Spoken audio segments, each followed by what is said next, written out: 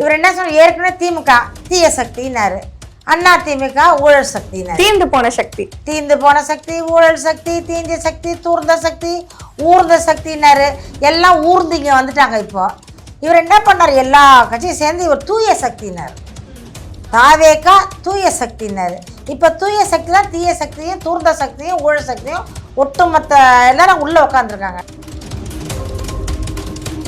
வேறு கட்சிக்கு போனால் இங்கே நாம் தமிழரில் வந்து உங்களுக்கு லஞ்சம் வாங்க முடியாது, ஊழல் பண்ண முடியாது, ஏன்னா நாங்கள் ஆட்சிக்கு வரல. அது இல்லாமல் இங்கே கட்டிங் நிறையா வாங்க முடியாது. வாங்குவாங்க, தெரியாமல் வாங்கியிருப்பாங்க. அப்போ அதனால ஏதோ கட்சிக்குள் ஏதோ சரியில்லை அப்படின்றதுனால தான் அவங்க வெளியில் வந்ததா சில விமர்சனங்கள் வைக்கிறாங்க. அனுப்பி விடுறதே இவங்க தான், கூட்டுக்கலவாணி தான் இவங்க. சும்மா அப்படியே பிம்பிலிக்கு பிள்ளைப்பின்ட்டு பேசுவாங்க இவங்க. ஆனால் அனுப்பி விடுறது பிறகு நீ போய் விஜய்கிட்ட உட்காருன்னு சொல்லிட்டு, ஏன்னா இவங்களுக்கு ஒரு பவர் வேணும்னு சொல்லிட்டு ஓடி போயிடுறாங்க. எல்லாருக்கும் சோஃபா வந்துச்சு இல்லை, சோஃபா ஏன் வந்துச்சு? உண்மையை போய் சொல்லுவாரா இவர்கிட்ட போய் கேட்குறீங்களே? தெரியும் இந்த திருட்டுக்கள் உருட்டுக்கள் பல வகையான உருட்டுக்கள் எல்லாம் அவங்க கட்சியில் இருக்கவங்க தான்.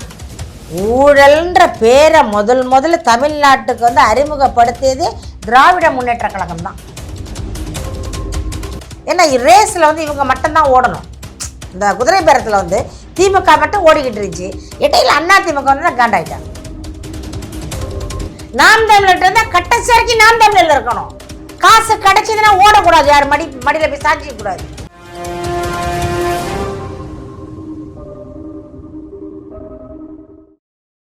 குக்கு செய்திகள் நேயர்களுக்கு வணக்கம். நான் உங்கள் லாவண்யா. இன்னைக்கு நேர்காணல்ல நம்மோடு இணைந்திருப்பவர்கள் முனைவர் திரு காமாட்சி நாயுடு அவர்களும், நாம் தமிழர் கட்சியின் மாநில கொள்கை பரப்பு செயலாளர் திருமதி வன்னி சுமதி அவர்களும் நம்மோடு இணைந்திருக்காங்க. இருவருக்கும் வணக்கம். வணக்கம் மேம். ஃபர்ஸ்ட் உங்களுக்கு கேள்வி என்ன, கடந்த சில நாட்களா திரு சீமான் அவர்கள் அமைதியாவே இருக்காங்க, ஒரு சைலண்ட் மோட்லயே இருக்காரு. எதுவா இருந்தாலும் பரபரப்பா இருப்பாரு, பிரஸ் மீட் கொடுத்து பேசுவாரு. என்ன இப்ப அமைதியா இருக்கு உங்க கட்சி, என்ன காரணம்னு தெரியலையே? நாங்கள் அமைதியாக இருக்கிறோமா, போதும், நாங்கள் போராடிட்டோம், அது மக்கள் காதை என்ன எட்டலை. கொஞ்சம் புதிய ஆட்சி வேறு அமைஞ்சிருக்கு. சரி, மக்கள் அந்த பலனெல்லாம் அனுபவிக்கட்டும். அந்த புதிய ஆட்சி வந்ததில் அவங்க கொடுக்குற பலன்கள்லாம் அனுபவிச்சு அதுக்கப்புறம் அண்ணா வருவார். என்ன இப்படியே சொல்லிட்டு இருக்கீங்க? வருவார்னு எப்பதான் வருவாருன்னு தெரியல. வருவார். அது இப்போ அமைதியாக நாங்கள் எவ்வளோ போராடிட்டோமா, நிறைய போராடிட்டோம், ஆர்ப்பாட்டம் பண்ணிட்டோம். எங்கே மக்கள் குரல் கொடுத்தாலும் எங்கள் அண்ணன் சீமான் தான் ஓடுவார்.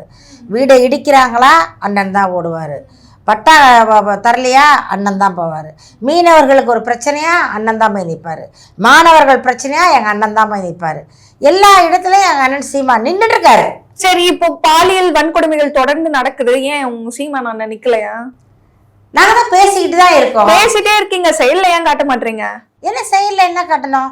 பாலியல் நடக்கிறத நடக்காம தடுக்கணும்னா யார்கிட்ட இருக்கு? ஆளும் கட்சிக்கிட்ட தான் இருக்கு.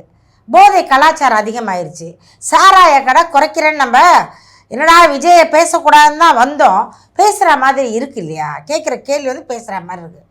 இவர் என்ன சொன்ன, ஏற்கனவே திமுக தீய சக்தினாரு, அண்ணா திமுக ஊழல் சக்தினாரு. தீர்ந்து போன சக்தி, ஊழல் சக்தி, தீஞ்ச சக்தி, தூர்ந்த சக்தி, ஊர்ந்த சக்தினாரு. எல்லாம் ஊர்ந்து இங்கே வந்துட்டாங்க. இப்போ இவர் என்ன பண்ணார், எல்லா கட்சியும் சேர்ந்து இவர் தூய சக்தினார். தாவேக்கா தூய சக்தினாரு. இப்போ தூய சக்தி தான் தீய சக்தியும் தூர்ந்த சக்தியும் ஊழல் சக்தியும் ஒட்டுமொத்த எல்லாரும் உள்ளே உட்காந்துருக்காங்க. அப்போ எப்படி தூய சக்தியாக ஆகாது? இவர் பேசின பேச்சு அந்த மாதிரி. எங்கள் அண்ணன் என்ன நினச்சார், சரி தூய சக்தி வருது, தூய சக்தி என்ன பண்ணுதுன்னு பார்ப்போம்னு பார்த்துக்கிட்டு இருக்கோம். நாங்கள் நடக்கட்டும், ஆட்சி பண்ணட்டும், மக்களுக்காகவே புரியணும். இந்த ஆட்சியில் நல்லது தான் நடக்கணும், மக்கள் ஓட்டு போட்டாங்க, நடக்கட்டும். அவர் புதிய தலைவர், அவர் புதுசாக வந்திருக்காரு, கட்சிக்கு புதுசு, ஆட்சிக்கு புதுசு. அவர் வந்து ஒரு நடிகர் தானே, அவர் நடிப்பில் அவர் மாஸ் ஹீரோ. அரசியல்னு வரும்போது புதுசு தான் அவர். அதை வந்து நான் கிண்டலுக்கு சொல்ல, உண்மையை இன்ஃபேக்ட் சொல்கிறேன். அப்போ வந்து இவர் வந்து ரொம்ப அளவுக்கு அதிகமாக பேசக்கூடாது. ஒருத்தரை மேடையில் ஏறிட்டால் என்ன வேணும்னாலும் பேசலான்ட்டு பேசக்கூடாது. இவர் நிறைய பேசிட்டார். இப்போ வந்து முதலமைச்சராக உட்காந்துட்டார். மக்கள் தேர்ந்தெடுத்திருக்காங்க, மக்கள் வாக்கு போட்டிருக்காங்க, மிஷின் ஓட்டு போட்டிருக்கு. அதனால் வந்திருக்காரு முதலமைச்சராக. இருக்கட்டும், வந்தவர் என்ன பண்ணோம், தூய சக்தி ஆட்சி பண்ணியிருக்கணும். இல்லையே, இங்கே ஒரு 4, இங்கே ஒரு 4, அங்கே ஒரு 2, இங்கே ஒரு 2, எல்லாத்தையும் சேர்த்து இந்த மாட்டு பொங்கலை கூட்டாஞ்சோறு ஆக்குவாங்க. எங்கள் ஊரில் எல்லா காயும் போட்டு ஆக்குவாங்க. அதுமாரி கூட்டாஞ்சோறு மாதிரி வச்சுருக்காரு கட்சி. அப்போ தூய சக்தி எங்கே போச்சு? அதனால் எங்கள் அண்ணன் வந்து உரம் பார்த்துக்கிற தூய சக்தி என்ன பண்ணுது, தீய சக்தி என்ன பண்ணுது, தூர்ந்து போன சக்தி என்ன பண்ணுதுன்ட்டு எங்கள் அண்ணன் தொடர்ந்து மாற்றங்கள் செஞ்சுக்கிட்டே தானே வராரு. Waiting is waiting. வருவார் வருவார் வருவார். வர வேண்டிய நேரத்தில் கரெக்டாக வருவார் எங்கள் அண்ணன். இப்போ கொஞ்சம் ஓய்வில் இருக்கார். ஏன்னு கேட்டால் நம்ம கத்தி கத்தி புரோஜனப்படும், மக்கள் காதில் எடுபடலம்மா. நாங்கள் ஒரு ஆர்ப்பாட்டத்துக்கு போராட்டத்துக்கு நாங்கள் போனோம் இல்லையா, எல்லா போராட்டத்துக்கும் போனோம். சரி கொஞ்ச நாள் அமைதியாக இருப்போமே. அவரும் ரொம்ப அலைஞ்சிட்டார், ரொம்ப கத்திட்டார். அண்ணன் ரெஸ்ட் எடுக்கட்டும், பார்ப்போம் மக்கள் கொஞ்சம் எப்படி இருக்காங்கன்னு பார்ப்போம். ஆட்சி நல்லா நடத்தட்டும், தம்பி விஜய் புதுசு வந்து ஆட்சி நடத்தட்டும். அதெல்லாம் பண்ணி முடிச்சோன்னா அப்புறம் பேசுவார் அண்ணன். உங்க கட்சியில இருக்கக்கூடிய அந்த முக்கிய முகமான காளியம்மாளா இருக்கட்டும், இல்ல இப்போ சமீபத்துல ஒரு மூத்த பத்திரிகையாளர்களா இருக்கட்டும், எல்லாருமே உங்க கட்சியை விட்டு விலகி போயிட்டே இருக்காங்க. அதற்கான காரணம் என்னமா? அது காரணம் வந்து பல காரணங்கள் இருக்கலாமா. அதை உண்மையான காரணங்கள் அவருடைய மனசாட்சிக்கு தான் தெரியும். அதாவது இப்போது அடையாளமே தெரியாதவர்கள் எங்கள் கட்சிக்கு வந்து அடையாளத்தை கொடுத்தது நாம் தமிழர் கட்சி. அதை அவங்க மறுக்க முடியாது. இல்லை நான் ஏற்கனவே நான் பெரிய டானு, என்னை வந்து நான் பெரிய ஆளாக தான் வந்தேன்னு சொல்ல முடியாது. அவர்களும் வர்றாங்க. எங்கள் அண்ணன் தான் பேர் போடுறாரு, எங்கள் அண்ணன் தான் பெரிய ஆள் ஆக்குறாரு, பதவி மேலே பதவி கொடுக்குறாரு, அவங்களுக்கு வந்து எல்லா இடத்துலையும் பேச வைக்கிறாரு, எல்லா இடத்துக்கும் அறிமுகப்படுத்துகிறாரு, எல்லா ஊடகத்துக்கும் அனுப்புகிறாரு. அப்போ அவங்க வந்து மாஸ் ஹீரோ ஆயிடுறாங்க. ஆனவங்க என்ன பண்ணுறாங்க, சரி வேறு கட்சிக்கு போயிடலாம். வேறு கட்சிக்கு போனால் இங்கே நாம் தமிழரில் வந்து உங்களுக்கு லஞ்சம் வாங்க முடியாது, ஊழல் பண்ண முடியாது, ஏன்னா நாங்கள் ஆட்சிக்கு வரல. அது இல்லாமல் இங்கே கட்டிங் நிறையா வாங்க முடியாது. வாங்குவாங்க, தெரியாமல் வாங்கியிருப்பாங்க. அப்போ அதனால ஏதோ கட்சிக்குள்ள ஏதோ சரியில்லை அப்படின்றதுனாலதான் அவங்க வெளியில வந்ததா சில விமர்சனங்கள் வைக்கிறாங்க. யாரு அது கட்சியில இருந்து வெளில வந்தாங்க இல்லையா, உங்க கட்சி வந்து சரியில்லை அப்படின்னு விமர்சனங்கள் வைக்கிறாங்க. ஆனா 10 வருஷம் வந்து கட்சிக்குள்ள இருக்கும்போது அப்போ நல்லா இருந்துச்சா கட்சி? 10 வருஷமா கட்சிக்குள்ள இருந்தாங்கல்ல. அப்போ போஸ்டிங் எம்பிக்கு போஸ்டிங் கொடுத்தாங்க, எம்எல்ஏ சீட்டு கொடுத்தாங்க. யாருக்கு தெரியும் இவர்களை எல்லாம்? அண்ணனால தான் இந்தியாவுக்கு தெரியும், உலகத்துக்கு தெரியும், தமிழ்நாட்டுக்கு தெரியும். அவர்களுக்கு வந்து பதவி பெருசு பெருசாக கொடுத்தாங்க. கொடுத்து பெரிய ஆளான பிற்பாடு இப்போ வந்து அவங்களுக்குன்னு ஒரு அடையாளம் வந்துருச்சு. அடையாளம் வந்தோடனே சரி லாபம் வேணும், சம்பாதிக்கணுங்கிற ஆசை வந்துருச்சு, சம்பாதிக்க போயிடும். அது நம்ம வந்து யாரை தவறுன்னு சொல்ல முடியாது. அவங்க போன காரணம் எதுவாக வேண்டுமானு சொல்லலாம். ஆனா டிவிகேக்கு போனாலும் உங்க லஞ்சம்லாம் வாங்க முடியாதுல்ல. எங்க டிவிகேக்கு போனாலும் அந்த கட்சியில போய் ஜாயின் பண்ணாலும் அவங்க காசு அந்த கட்டிங்லாம் வாங்க முடியாதுல்ல. டிவிகேலையா? ஆமா, மூணு ஆட்சி தானே போயிட்டு இருக்கு இப்போ. அப்படியா? ஆமா, என்ன தெரியாதா உங்களுக்கு? ஆனா நான் பார்த்த ஊழல்வாதிகள் உள்ளதானே இருக்காங்க. ஊழல் பெரிய பெரிய ஊழல்வாதிகள பக்கத்துலயே உட்கார்ந்துட்டு இருக்காங்களே, அவங்க கேளுங்க. இவங்க கூட்டாளி தான், இவங்க கூட்டாளி. இவங்க தான் அனுப்பி விடுறதே இவங்க தான். கூட்டுக்கலவாணி தான் இவங்க. சும்மா அப்படியே பிம்பிலிக்கு பிள்ளை பின்ட்டு பேசுவாங்க இவங்க. ஆனால் அனுப்பி விடுறது பிறகு நீ போய் விஜய்கிட்ட உட்காரு, இப்போ உட்காருன்னு சொல்லிட்டு, ஏன்னா இவங்களுக்கு ஒரு பவர் வேணும்னு சொல்லிட்டு ஓடி போயிடுறாங்க. எல்லாருக்கும் சோஃபா வந்துச்சுல்ல. சோஃபா ஏன் வந்துச்சு? நீ சோஃபா வந்து கொடுத்தா எல்லாருக்கும் கொடுத்துருக்கணும்ல. எங்கள் அண்ணன் சீமானுக்கு ஒன்று கொடுத்துருக்கலாம்ல, கொடுக்கலையே. பிரேமலதாவுக்கு ஒன்று கொடுத்துருக்கலாமே, கொடுக்கலையே. அவங்களாம் கொடுக்க மாட்டாங்க. ஜெயிச்ச எம்எல்ஏக்கள் அவங்க வேணும்னு சொல்லிட்டு சோஃபா அனுப்பிச்சாங்க. இப்போ வந்து அந்த சோஃபாவில் வந்து ஆட்சி பண்ணிக்கிட்டு இருக்காங்க. வரட்டும், பார்ப்போம். அவங்களுக்கான கேள்வி ஐயா, அனிதா ராதாகிருஷ்ணன் அவர்கள் இன்னும் 6 மாசத்துல வந்து டிஎம்கே தான், முக ஸ்டாலின் அவர்கள் தான் முதலமைச்சரா வர போறாரு, ஆட்சி கவிழ போகுதுன்ற மாதிரி சொல்லியிருக்காரு. அவர் ஜோசியரா மாறிட்டாரா தெரியல, அவர் தான் பேசியிருக்காரு அந்த மாதிரி. அப்படியா? உங்க கட்சியில இருந்து தானே பேசியிருக்காரு. அனிதா ராதாகிருஷ்ணன் எனக்கு நீண்ட நாள் பழக்கம். அவர் அரசியலுக்கு வர்றதுக்கு முன்னாடியே எனக்கு பழக்கம். ஏன்னா என் கான்ட்ராக்ட் ஒர்க்குக்கு அவர் தான் ஜல்லி சப்ளையரு அந்த காலத்தில். ஸோ அதுக்கப்புறம் தான் அவர் அரசியலுக்கு வந்தார். பட் அவர் ஜோசியராக மாறின மாதிரி எனக்கு தெரியலை. ஆனால் நீ சொல்கிற ஜோசியம் 6 மாதத்தில் என்ன பிரளயம் உண்டாக போதா தமிழ்நாட்டில்? ஏங்க உங்க நண்பர் தானே ஐயா, நீங்க தான் கேட்டு சொல்லணும். அப்படியா? முதல்ல சொல்லியிருந்தா நான் ஃபோன் அடித்து கேட்டிருப்பேன், என்னையா இந்த மாதிரி எல்லாம் சொல்கிறாங்களேன்னு. இப்போ கேட்குறிய டிபேட்டில் உட்காந்து வச்சுட்டு. ஸோ எது எப்படி இருந்தாலும் உண்மையை போய் சொல்லுவாரா இவர்கிட்ட போய் கேட்குறீங்களே? தெரியும் இந்த திருட்டுக்கள் உருட்டுக்கள் பல வகையான உருட்டுக்கள் எல்லாம் அவங்க கட்சியில் இருக்கவங்க தான். ஊழல்ன்ற பேரை முதல்ல தமிழ்நாட்டுக்கு வந்து அறிமுகப்படுத்தியது திராவிட முன்னேற்ற கழகம் தான். ஊழல் என்றால் என்ன, எப்படியெல்லாம் செய்யலாம், எந்தெந்த வகையில் செய்யலாம், யார் செய்யலாம்னு ஊழலை வந்து அதிகப்படுத்தியது திமுக தான். இன்றைக்கி இருக்கிற திமுக அமைச்சர்கள்லாம் ஊழல்வாதியா இல்லையா? தூய சக்தின்னு சொல்லுங்கள். நீங்கள் விஜய் சொல்கிறார்ல தூய சக்தின்னு சொல்லிட்டு நீங்கள் சொல்லுங்கள். நாங்கள் நாம் தமிழர் சொல்லுவோம் தூய சக்தின்னு சொல்லுவோம். நாங்கள் ஆட்சி இருக்கோமோ இல்லையோ, நிறைய பேர் ஆட்சிக்கே இல்லாமல் ஒத்த சீட்டு வச்சுருக்கோம்லாம் ஊழல் பண்ணிகிட்டு இருக்காங்க. அப்படி இருக்கவங்க தான் எம்ஆர் விஜயபாஸ்கர் அவர்களை வந்து குதிரை பேரம் பண்ணி கட்சிக்கு இழுத்ததா வந்து சொல்லி புகார் கொடுத்திருக்காங்க. சட்டப்படி நடவடிக்கை எடுக்கலன்னா நாங்க வந்து பேசுறாங்க, போராட்டம் பண்ற அளவுக்கு கூட போவாங்க. சோ விஜயபாஸ்கர் அதிமுக தானே, டிஎம்கே திட்டவட்டமா பேசுறாங்களே, புகார் கொடுக்குறாங்களே, அதுதான் உங்களுக்கு மென்ஷன் பண்றேன். குதிரை பேரம்னு யார் கண்டுபிடிச்சி? திமுக தானே கண்டுபிடிச்சிச்சு. அவங்க தானே சொன்னாங்க. அவர்கள் ஆரம்பித்த இது ஏன்னா ரேஸில் வந்து இவங்க மட்டும்தான் ஓடணும். இந்த குதிரை பேரத்தில் வந்து திமுக மட்டும் ஓடிக்கிட்டு இருந்துச்சு. இடையில அதிமுக வந்து காண்டாயிட்டாங்க. அதனால வந்து இப்போ அதிமுக வந்து அட்டாக் பண்ணுறாங்க. 2 பேரும் போயிட்டீங்கன்னா நாங்கள் அதிமுக பண்ணலை. இப்போ வந்து இந்த மாதிரி ஜெயிச்சு வந்து அந்த மைய கூட இன்னும் காயலை, அதுக்குள்ளே வந்து ராஜினாமா பண்ணுறது தப்பு அப்படின்னு சொல்லி கவர்னர்கிட்ட பெட்டிஷன் கொடுத்து இப்போ கோர்ட்டில் போய் ஸ்டே வாங்கிட்டோம். இனிமேல் வந்து எலெக்ஷன் நடத்தக்கூடாது இப்போதைக்குன்னு. பண்ணக்கூடாது. இன்னொரு 6 மாதத்துக்கு கண்டிப்பாக 100% 6 மாதம் 5 வருஷத்துக்கு எலெக்ஷன். ஏன்னா ஒரு கட்சியில் நிற்பாங்களாம். என்னம்மா அநியாயம்? இப்போ அதிமுக திமுக போய் சேர்ந்துருக்காங்கல்ல, அவங்க யார்? இப்போ டிவிகேவுக்கு வேணுங்கிறவங்க டிவிகேக்கு போட்டாங்க, டிவிகே வேணாங்கிறவங்க தான் அதிமுக போட்டான். டிவிகே வேணாம் திமுக வேணாங்கிறோம் அதிமுகவுக்கு போட்டான். அதிமுக வேணாம் டிவிகே வேணாங்கிறவங்க திமுகவுக்கு போட்டாங்க. 2 பேர் வேணான்னு சொல்கிறவங்க டிவிகேவுக்கு போட்டாங்க. நம்ம நாம் தமிழருக்கு போடுறாங்க. எல்லாம் வந்து அவங்கவுங்க தொண்டர்களும் அவங்கவுங்களுக்கு போடுறாங்க. அப்போ நீங்கள் ஓட்டை பூரா திமுககாரங்கள்ட்ட ஓட்டை வாங்கிக்கிட்டு நீ அங்கே போய் ஒரு சோபாகவே உட்காந்துருந்தீங்கன்னா உனக்கு எத்தனை ஓட்டு இருக்குது? அங்கே கூட்டணிக்கு போனாலும் ஓட்டு இல்லை. கூட்டணியில் சேர்ந்து தான் உங்களை வாக்கு விழுந்துருக்கு. அப்போ திமுகவுக்கு பண்ணுற துரோகம் இல்லையா? அது உங்கள் கூட்டணிக்கு பண்ணுற துரோகம் இல்லையா? திமுக தொண்டர்களுக்கு பண்ணுற துரோகம் இல்லையா? அதிமுக அவங்க வந்து ஜெயலலிதா அம்மாவோட எம்ஜிஆரோட ரசிகர்கள். அவங்க வந்து எடப்பாடி கூட இருக்கிறாங்க. அதிமுக விரும்பி வாக்களித்து ஓட்டுகளை வாங்கி வெற்றி பெற்று நீங்கள் போய் டிவிக்கு ஆப்போசிட்டாக இருக்கிற கட்சியில் போய் கூட்டணி சேர்ந்தீங்கன்னா அப்போ நீங்கள் வந்து பணப்பைத்தியமாக இல்லையா? உங்கள்கிட்ட இல்லாத பணமா? பதவிக்காக எதை வேணால் செய்வீங்களாயா நீங்கள்? ஒரு பதவிக்காக இன்றைக்கி இந்த தலைவர் முதல்ல எம்ஜிஆர் தூக்கி வச்சுருப்பாங்க, அப்புறம் கருணாநிதி தூக்கி வச்சுருப்பாங்க, அப்புறம் ஜெயலலிதா அம்மாவை தூக்கி வச்சுருப்பாங்க. திடீர்னு பார்த்தாக்கா வேற ஒரு கட்சிக்கு போவாங்க. இப்போ எந்த கட்சி வந்து ஜெயிக்குதோ அந்த ஓட்டில் போய் கூட்டணியில் போக வேண்டியது. 2 சீட்டு ஒத்த சீட்டு 2 சீட்டு. கூட்டணி போனவங்க பூரா ஒத்த சீட்டு 2 சீட்டு தான். திருமாவளவன் எடுத்துங்க, அவருக்குன்னு தனிப்பட்ட வாக்கு இருக்கா? இருக்கலாம். ஒரு ஏரியாவில் அவருக்கு 50% தான் 40% தான் இருக்கலாம். ஃபுல்லாக உள்ள ஒரு வாக்கு யாருது? திமுக அந்த கூட்டணி கட்சியோட வாக்கு தானே. எல்லாத்தையும் வாங்கி வாரி சுருட்டி நீங்கள் மட்டும் வாயில் போட்டால் என்ன அர்த்தம்? அப்போ பதவி சுகம் தானே, பதவி ஆசை தானே. இது வந்து தர்மம் கிடையாதுமா. ஒரு கொள்கைன்னா என்ன? ஒரு கோட்பாடு, கொள்கை, ஒரு அதுலயே நிக்கணும், கொள்கையிலேயே நிக்கணும். கொள்கையில நிக்கணும். நீங்க திமுகவோட விசுவாசம் திமுகவில் இருக்கணும். தோத்தாலும் ஜெயிச்சாலும் திமுகவில் இருக்கணும்.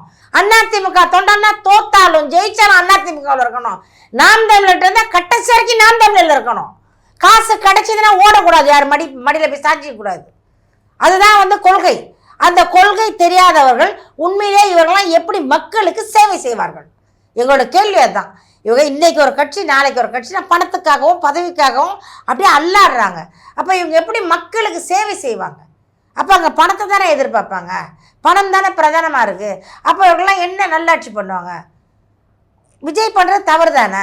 இவங்களும் போய் சேர்ந்துக்கிறாங்க எல்லாரும். இப்போ எல்லாம் வந்து அவர் பேசுகிறாரு, என்னமா திமுக கூட்டணி இல்லை விஜய் அவர்களே கூப்பிடலையே, அவங்களா தானே தானா மற்ற கட்சியினர்லாம் கூப்பிடல. அதெல்லாம் வந்து அண்டர் கிரவுண்டில் வேலை நடந்திருக்கும். அதை விட அவருக்கு வந்து மெஜாரிட்டி இல்லைல்லம்மா. விஜய்க்கு வந்து மெஜாரிட்டி இல்லை. அவர் கூப்பிட்டு தான் ஆகணும், வேறு வழி இல்லை. அவர் மெஜாரிட்டி காட்டணும்.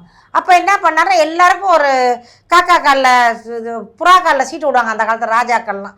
அந்த மாதிரி ஒரு புறா, தூது புறா ஏதாச்சும் இருந்திருக்கும், அதுக்கிட்ட சீட்டை கட்டி விட்டாங்க. வர்றவங்கன்னா அதெல்லாம் வந்து உள்ளுக்குள்ளே பேசியிருப்பாங்க.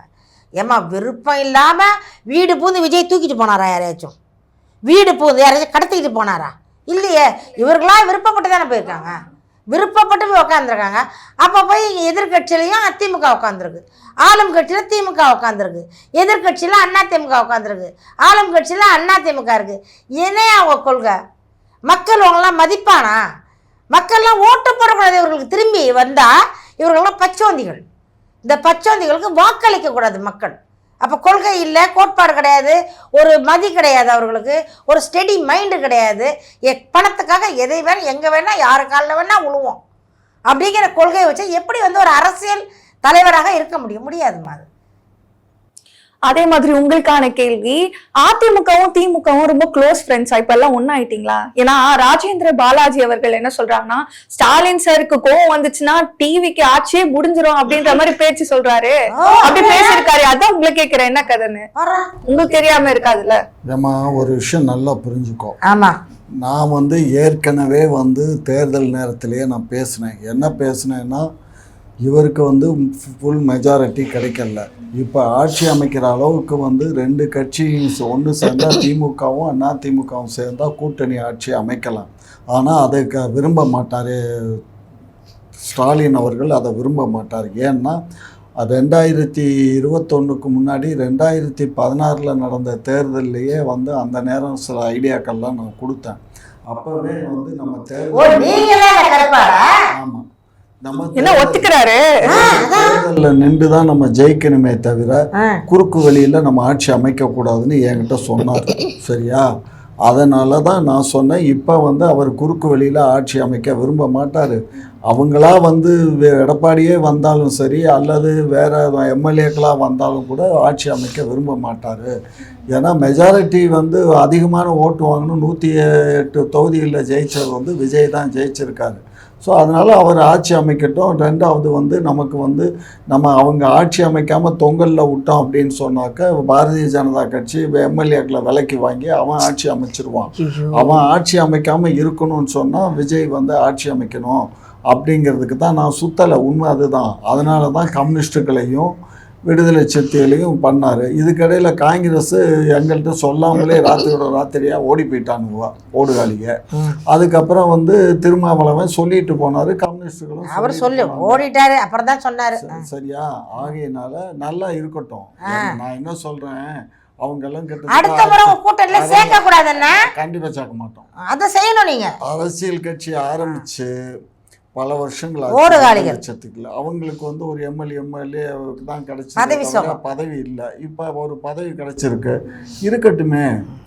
சரி, நாங்கள் வந்து ஒரு நல்ல எண்ணத்தில் தான் நாங்கள் நினைக்கிறோம். நாங்கள் வந்து 6 மாதத்தில் இந்த ஆட்சியை கவிழ்த்து, இங்கே பாருமா, ஆட்சியை கவிழ்த்து நாங்கள் ஆட்சி அமைப்புங்கிறது எங்கள் சரித்திரத்தில் நடக்காது. எங்கள் முன்னோர்களும் ஏற்றுக்க மாட்டாங்க, பின்னோர்களும் ஏற்றுக்க மாட்டாங்க. எங்கள் கட்சியில் அந்த கொள்கை எங்களுக்கு கிடையாது. அப்புறம் ஏன் பேசும்போது இந்த மாதிரி பேசும்போது ஏமா கோவத்தில் ஏதாவது 1-2 வார்த்தைகளை ஏமா சும்மா இல்லாமல் என்ன ஒரு முதலமைச்சர் ஏதோ பேசிட்டாருன்னு ராத்திரி அவரை போய் கைது செய்யறது கூட்டிகிட்டு போனோம் இல்லாமல் 12 மணி நேரம் அலக்கழிவு பண்ணியிருக்காங்க. அவர் உடல்நிலை சரியில்லாதவர் தான் அனிதா ராதாகிருஷ்ணன். அவர் அந்த மாதிரிலாம் பண்ணலாமா? அது தப்பு இல்லையா? கோவத்துல என்ன வேணாலும் பேசலாம். கோவத்துல ஆட்சியை வந்து நாங்க கடைப்போம் சொன்னதை தவிர பொண்டாட்டி ஏன் பொண்டாட்டின்னு பேசினாரா? அதெல்லாம் பேசல. நீங்க நாகரிகமா பேசுங்க, எல்லாரும் இது நாகரிகம் இல்லாத வார்த்தையா? அப்படி பேசலைன்னு தான் நான் சொல்றேன். அவர் என்ன பண்ணுறாரு, நீ இந்த மாதிரி எல்லாம் பண்ணீங்கன்னா ஆட்சியை கவிழ்ந்துடும் அப்படிங்கிறாரு. நாங்கள் கவிழ்க்கணும்னு அவசியம் இல்லை. ஏற்கனவே கவர்னருக்கு இந்த செய்தியெல்லாம் போகுது, ஒன்றிய அரசுக்கு போகுது. அவங்கெல்லாம் எப்படி குதிரை பேரம் பண்ணாங்க, எப்படி சோபா பேரம் பண்ணாங்க, ஒட்டக பேரம் பண்ணாங்க, எதுக்காக இப்போ இந்த 8 பேர் அதை விடுங்க. இப்போ 8 பேர் ராஜினாமா பண்ணியிருக்காங்க. இவன் எப்படி 8 பேர் ராஜினாமா பண்ணுனா? இப்போ ஒரு 6 பேர் ரெடியாக இருக்காங்களா ராஜினாமா பண்ணுறது? அதாவதுமா, அதிமுகவை நாமும் டிவிக்கவும் ஒன்றுன்னு பேசுகிறாரு மாண்புமிகு ஆதோ அர்ஜுன் அவர்கள். வாழ்த்துக்கள். மாண்புமிகு ஆதோ அர்ஜுன். ஸோ அவர் தான்மா லாட்டரி டிக்கெட்டுக்காரர் மார்ட்டின் மருமகன். புரியும். அப்படி அவர் பேர் சொன்னா புரியாது. ஓஹோ. ஆகையினால அவர் ரெண்டுமே ஒன்று தான் அப்படிங்கிறாரு. அது எப்படி பொண்டாட்டி வேற புருஷன் வேற தானே, இப்போ 2 பேரும் ஒன்றுன்னு சொன்னால் யார் நம்புவா? இவர் ஆணு அது பெண்ணு. சரி அது மாதிரி அது அதிமுக இது டிவிக்கு, இது நாங்கள் 2 ஒன்று அப்படின்னு சொல்லிட்டு கடைசியில் எவன் பொண்டாட்டி அவனை கூட்டிகிட்டு போன மாதிரி இப்போ அதிமுகவை பூரா கூட்டிகிட்டு வந்து சேர்த்துக்கிட்டாங்க. திமுக புத்தி போதா பாருங்க. அடுத்தவன் பொண்டாட்டிய கூப்பிடுறது, அடுத்தவன் பொண்டாட்டிய வச்சுக்கிறது, அடுத்தவன் பொண்டாட்டிய கூட்டி கொடுக்கறது, பெரிய மனுஷன் பேசுற பேச்ச. இப்ப என்ன நடந்துச்சு? இப்ப அங்க இருக்கவங்களுக்கு ஃபார் எக்ஸாம்பிள் உங்களுக்கு கிடைக்காதா பேசுறதுக்கு? இதுதான் கிடைக்குமா எப்ப பார்த்தாலும்? இப்படி சொன்னா தப்புன்னு புரியும். புரியும், இல்லைன்னா புரியாது. உங்களுக்கு பழக்கம் வழக்காது, பழக்கத்திலே இருக்கு. ஆகையினால இப்ப அதிமுகல இருக்க பொண்டாட்டிகளை பூரா ஓட்டிட்டு வந்துட்டாங்க, புரியுதா? ஆகையினால இப்ப அவனுங்களுக்கு எல்லாம் ராஜினாமா பண்ண வச்சு அவங்க என்ன சொன்னாரு, என்ன வைகோ சொன்னாரு ஞாபகம் இருக்கா? ராஜினாமா பண்ணுங்க, நான் வந்து நின்று ஜெயிக்க வச்சு நான் வந்து நல்ல பொறுப்பு கொடுக்குறேன்னு சொன்னாரு. இப்ப பாவம் 8 பேர் ராஜினாமா பண்ணி காத்துட்டு கிடக்கானுங்க. இதுல என்ன ஒரு வைத்தறிச்சன்னா, நான் உங்களை கேட்குறேன் ஒரு வார்த்தை. நீங்க நிப்பீங்க எலெக்ஷன்ல, செலவு பண்ணி உங்களை ஒருத்தர் ஜெயிக்க வைப்பாரு, ஜெயிச்சவொன்னே உங்க கோமணத்தை தூக்கிட்டு இன்னொரு கட்சிக்கு போயிடுவீங்க. அங்க போய் இந்த கட்சியை ராஜினாமா பண்ணிட்டு திருப்பி போய் இடத்துல நின்னா மக்கள் உங்க மூஞ்சில காரி துப்பாங்களா வாக்களிப்பாங்களா? அது மக்கள் தான் முடிவு பண்ணணும், போடக்கூடாது வாக்கு. இப்ப விஜய்க்கு எப்படி ஓட்டு அடிச்சாங்க எல்லாம் இந்த சுட்டீஸு குட்டீஸு சின்ன பிள்ளைங்க, சின்ன பிள்ளைங்க. அது வந்து பட மோகம், அவரோட ரசிகர்கள் தான் வாக்களிச்சது. 1000 பொண்டாட்டி 2000 பொண்டாட்டி இதெல்லாம் மாத்திரம் ஒன்றும் இல்லை. அவங்க எதை வேணா செய்வாங்க, அவங்க தலைவருக்காக என்ன வேணா செய்வாங்க, தயாரா இருக்காங்க. தலையில தான் அடிச்சு என்ன வேணா செய்வாங்க. வப்பாட்டியா இருப்பாங்க, பொண்டாட்டியா இருப்பாங்க. கூட்டணி கூட 4 பொண்டாட்டி கட்டிக்கிறேன் எங்க விஜய் என்ன. ஆனா இப்ப போன மீட்டிங்ல ஃப்ரீயா உள்ள விட்டாராம் அவரு. அப்படியா? விஜய் எல்லாரையும் பெண்களை எல்லாம் ஒன்னும் தள்ளு முள்ள எல்லாம் இல்லாம ஒரு தங்கச்சி சொன்னிச்சுல்ல, அதே போல வந்து ஃப்ரீயா எல்லாரையும் ஃப்ரீயா விட்டாராம் உள்ளார கூட்டத்துக்குள்ள விட்டு எல்லாருக்கும் சேர் எல்லாம் போட்டு உட்கார வச்சு போன மாதிரி அடிதடி எல்லாம் இல்ல, டீசெண்டா நடந்துச்சு. வந்து பேசினாரு பாருங்க, அப்பா அப்படியே இந்த காதுல அப்படியே தேன் மாதிரி பொழிஞ்சுது. சார்த்தியான பேச்சுன்னா ஸ்பீச்னா என்ன, கருணாநிதி என்ன பேசினாரு, என்ன ஜெயலலிதாமா என்ன பேசிருப்பாரு, விஜயகாந்த் என்ன பேசிருப்பாரு, எங்க அண்ணன் சீமான் என்ன பேசிருப்பாரு. சும்மா டாப் டக்கரா பேசினாரு, தூள் கலப்பிட்டாரு விஜய். ஆமா, கில்லி மாதிரி பேசினாரு. அவர் தான் கில்லி படத்தில் நடிச்சவர் தானே, கில்லி மாதிரியே பேசினாரு. சும்மா வந்து நின்று அந்த மாசா கெத்தா அப்படி பேசினாரு, நல்லா பேசினாரு. எல்லாரும் விசிலெல்லாம் அடிச்சாங்க நல்லா. நான் விசில் அடிக்கல, நான் வீட்டில் இருந்து பார்த்தேன், டிவியில் பார்த்தேன், நேரலையில் பார்த்தேன். ஆனால் மக்கள் எல்லாம் நல்லா சந்தோஷமா நல்லா மகிழ்ச்சியா இருந்தாங்க. இந்த ஆட்சியில் நல்லா இருக்கிறாங்க, நல்லா ஒன்றும் பிரச்சனை இல்லை, நல்லா இருக்கு. இன்னும் ஓடலை, இப்போதான் தோண்டிக்கிட்டு இருக்காங்க. தோண்டணும், அப்புறம் தான் நடணும், அப்புறம் தான் கட்டணும். இப்பதான் தோண்டிக்கிட்டு இருக்காரு, அப்புறம் தான் கட்டணும், அப்புறம் தான் நடுவாங்க. நம்ம மற்றவங்க எல்லாம் வந்து நடுவாங்க. அதில் ஏமா இங்க பாருமா, அவரு பனையூர்ல நிறைய வச்சிருக்காரு. மொட்டையா சொல்லாதீங்க. ஏமா சினிமா வச்சிருக்காரு, ஒரு முதலமைச்சரை பார்த்து பேசுற பேச்சா நீ என்னம்மா பேசுற? பனையூர்ல வச்சிருக்காரு. ஆமா, பனையூர்ல வச்சிருக்காருன்னா அவரு நிறைய தொழில் பண்ணி சினிமால சம்பாரிச்சு சொத்துக்களை பணத்தை வச்சிருக்காரு. ஆமா, அது மக்கள் ஏழை எளிய மக்களுக்கு கொடுப்பாரு அப்படின்னு அந்த அக்காக்கள்லாம் பேசுனாங்கல்ல. எங்க அரசு காசு இல்ல, அவரு சொந்த. ஆனா இதுல வந்து உண்மையில பாராட்டுக்குரிய விஷயம் என்னன்னு கேட்டீங்கன்னா, எல்லாமே புதியவர்கள், இளைஞர்கள். அந்த எம்எல்ஏக்கள் ஆகட்டும், யாராகட்டும், அந்த உட்காந்துருக்கவங்க, சட்டமன்றத்தில் உட்காந்துருக்கவங்க எல்லாருமே இளைஞர்கள், அரசியலுக்கு வந்து புதுசாக வந்தவங்க. இப்போ வந்து அவர்களுக்கு ஊழல்லாம் செய்ய தெரியாது, திருட தெரியாது, பொய் சொல்ல தெரியாது. உண்மையிலே அவர்களும் அதை நான் பாராட்டுறேன். ஒரு இளைஞர்கள் சட்டமன்றத்தில் இருக்குது. இதை தான் எங்கள் அண்ணன் சீமான் எதிர்பார்த்தார். இதை நாங்கள் தருவோம்னு நினச்சோம், அதை வந்து விஜய் வந்து கொடுத்துருக்காரு. நாங்கள் அதில் மகிழ்ச்சி தான், தப்பு கிடையாது. இந்த 80 வயசு 85 வயசு இந்த இது கீழே போனது, மேலே போனது, மேலேனா மண்டையில், கீழேனா கை காலில் தடன்னு போனது, ஆமாம் போனது, ஹார்ட் வீக் ஆனது, பம்ப் பண்ண முடியாதெல்லாம் வந்து ஒளிஞ்சிருச்சுண்ணா.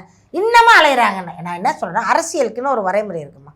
ஒரு 60 வயசு 65 வயசு 70 வயசு கூட இருக்கலாம், ஆளுமை இருக்க வரைக்கும் இருக்கலாம். அப்புறம் அந்த ஆட்சி வந்து ஒரு தோத்துருச்சுன்னு வச்சுக்கிங்களேன், இவர்கள் போயிட்டு இளைஞர்களுக்கு ஒரு வாய்ப்பு தரணும். எனக்கு என்ன 18.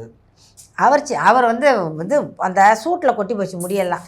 பேசி பேசி பேசிய மனுஷன் மண்டையில் இருக்க மசரெல்லாம் கொட்டி போச்சு. அவர் வயசு சின்ன வயசு தான். இப்படியே சொல்லிக்கிட்டு தான் அலையிறாங்க நிறையா பேர்.